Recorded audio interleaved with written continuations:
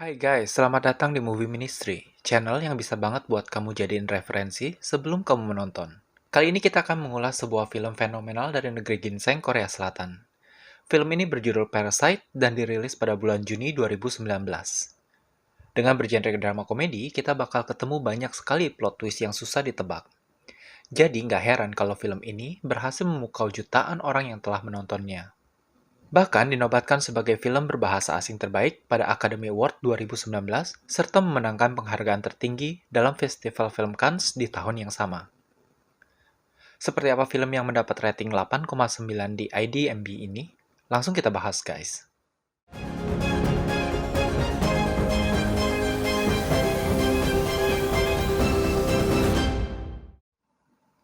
Di awal film, kita akan diperkenalkan dengan keluarga Kitek, satu keluarga yang terdiri dari 4 orang. Sang ayah bernama Kitek, sang ibu bernama Chuksung, dan 2 orang anak remaja mereka, Kiwoo dan Kijung. Keluarga mereka ini menjadi salah satu potret kehidupan miskin di Korea Selatan yang sangat memprihatinkan. Untuk memenuhi kebutuhan hidup, mereka sekeluarga bergantung pada upah kecil dari melipat dus pizza. Suatu hari Kiwoo, anak lelaki dalam keluarga itu, mendapat tawaran dari sahabatnya Ming Hyuk untuk menggantikannya mengajar les bahasa Inggris seorang siswi SMA dari keluarga kaya raya. Karena sahabatnya itu akan berangkat ke Amerika untuk kuliah. Awalnya Kiwoo ragu akan kemampuannya, namun setelah dibujuk dan mengetahui bahwa bayarannya lumayan besar, ia pun setuju. Dengan dibantu Kijung, saudari perempuannya yang ahli multimedia, Kiwoo dibuatkan ijazah palsu untuk memuluskan rencana ini.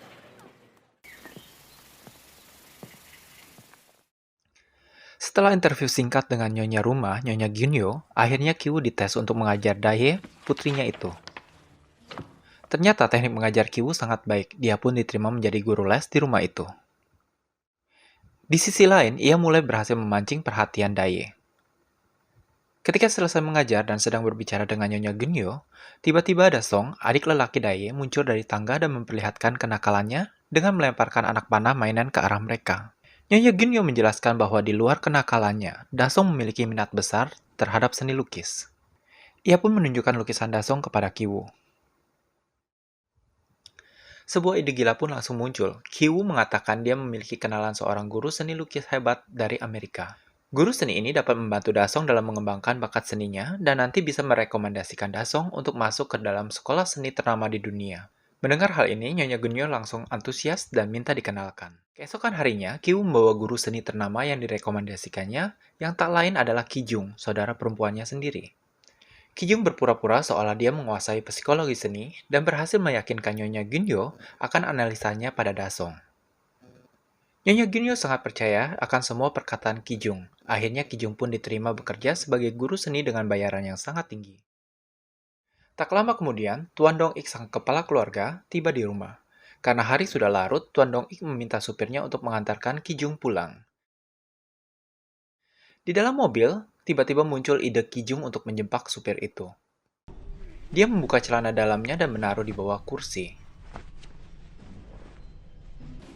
Keesokan harinya ketika Tuan Dong Ik sedang duduk di mobil, dia menemukan celana dalam perempuan di bawah kursi dan langsung mencurigai supirnya telah berbuat mesum di dalam mobil.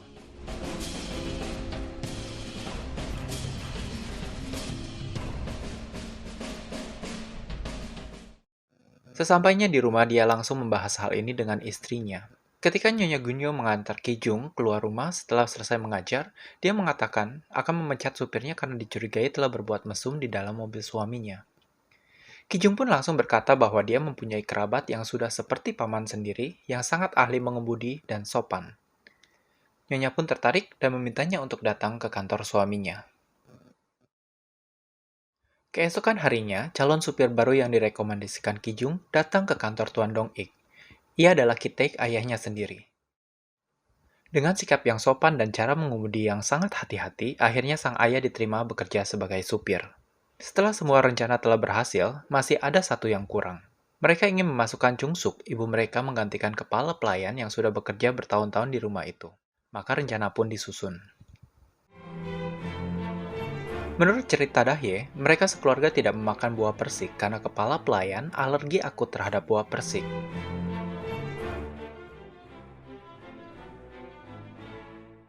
Mereka pun langsung menjalankan aksi berikutnya.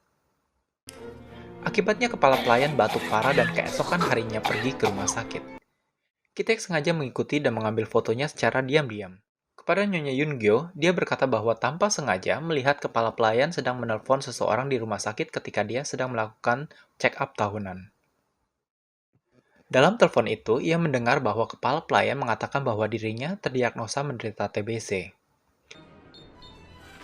Sesampainya di rumah, Nyonya Yungyo takut melihat kepala pelayan sedang batuk-batuk dan membuang tisu yang dipakainya ke tempat sampah sambil berlari ke toilet.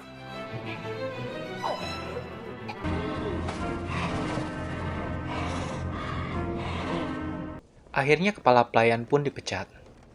Dan tak lama kemudian, Chung Suk, ibu mereka, sudah bekerja sebagai kepala pelayan di rumah itu. Suatu hari, Tuan Dong Ik sekeluarga pergi berkemah untuk merayakan ulang tahun Dasong. Di rumah, keluarga Kitek berpesta hingga rumah sangat berantakan. Saat hampir tengah malam, kepala pelayan yang telah dipecat tiba-tiba datang dan memaksa untuk masuk dengan alasan ada barang yang tertinggal. Setelah masuk, kepala pelayan yang lama langsung menuju ruang bawah tanah. Ternyata guys, ada sebuah ruang rahasia yang tersembunyi di balik lemari. Ruangan ini berisi suami dari kepala pelayan. Di tengah situasi yang sedang tegang, tanpa sengaja suami dan kedua anak Chung Suk yang bersembunyi dari awal akhirnya ketahuan oleh kepala pelayan.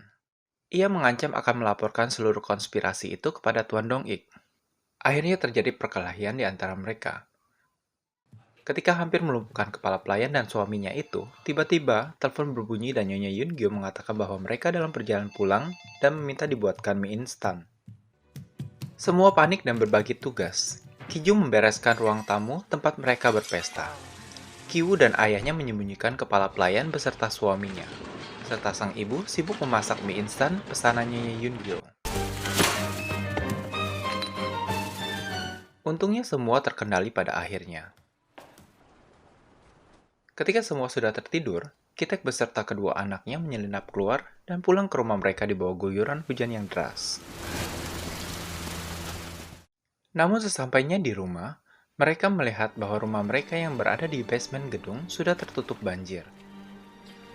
Di sini mereka hanya dapat merenungi nasib sebagai keluarga miskin tanpa ada yang peduli. Karena rencana berkemah yang gagal, akhirnya Nyonya Yungyo merencanakan sebuah pesta kebun dadakan untuk merayakan ulang tahun Dasong. Kitek yang diminta menemani Nyonya berbelanja mulai merasa tumbuh perasaan iri dan tidak senang. Ia merasa keluarganya sangat miskin, namun berbanding terbalik dengan keluarga tempat dia bekerja. Saat pesta akan dimulai dan semua sibuk di halaman, Kiwoo yang juga diundang di dalam pesta tersebut diam-diam masuk ke dalam ruang rahasia. Dia membawa sebuah batu besar. Namun ketika menuruni tangga, batu itu terlepas dari tangannya hingga terjatuh. Di ruang rahasia, ia menemukan kepala pelayan telah meninggal dunia. Dan tiba-tiba, suaminya berusaha membunuh Kiwoo dari belakang. Kiwoo melarikan diri keluar, namun suami kepala pelayan berhasil mengejarnya dan memukul kepala Kiwoo dengan batu besar dari belakang. Di halaman rumah, pesta telah dimulai. Tiba-tiba suami kepala pelayan mengambil pisau di dapur dan menusukkannya ke dada Kijun yang tengah membawa kue ulang tahun untuk Dasong. Melihat Kijun roboh, Dasong langsung pingsan. Pesta pun menjadi berantakan. Kitek yang sedang berusaha menolong putrinya yang sekarat, terus diteriaki oleh Tuan Dong Ik untuk segera mengantar Dasong ke rumah sakit karena pingsan. Chung Suk berlari berusaha menyelamatkan putrinya dan berkelahi dengan suami kepala pelayan. Akhirnya suami kepala pelayan dapat dilumpuhkan dan meninggal karena ditusuk oleh Chung Suk. Di sini kekesalan Kitek memuncak. Dia menganggap bahwa orang kaya hanya memikirkan dirinya sendiri. Akhirnya Kitek mengambil pisau yang dipakai untuk menusuk putrinya dan ia segera berlari mengejar Tuan Dong Ik, kemudian menikam dada Tuan Dong Ik hingga tewas. Setelah membunuh, Kitek pun langsung melarikan diri. Di bagian penutup film ini, kita akan melihat bahwa ternyata Kiwoo berhasil diselamatkan setelah menjalani operasi akibat gegar otak. Setelah pulih, ia dan ibunya didakwa dengan pasal penipuan, namun mereka beruntung karena hanya menjalani masa percobaan. Sedang Kijung meninggal saat kejadian itu. Dan bagaimana nasib Kitek? Sang ayah menurut berita menghilang tanpa jejak. Setelah waktu berjalan cukup lama, suatu hari di musim dingin, Kiwoo pergi ke atas bukit hanya untuk melihat rumah besar itu dari jauh. Dia melihat penghuninya sudah berganti, namun ada satu yang mengejutkannya. Lampu tangga di rumah itu terus berkedip ketika semua orang sudah tidur. Dari situ, Kiwu baru mengetahui bahwa setelah membunuh Tuan Dong Ik, ayahnya kabur keluar rumah. Namun ia masuk kembali melalui pintu garasi yang terbuka dan menyelinap ke ruang rahasia yang tak seorang pun tahu. Jadi, selama ini ayahnya bersembunyi di sana. Sejak saat itu, Kiwu bertekad untuk bekerja keras menghasilkan banyak uang, hingga akhirnya dapat membeli rumah besar itu dan mereka berkumpul kembali. Well guys, itulah alur cerita dari film Parasite ini. Bagaimana menurut kalian? Komen di bawah ya. Terima kasih sudah setia menonton, dan bila kalian suka, jangan lupa untuk like, subscribe, dan share ke teman-teman kalian ya. Sampai jumpa!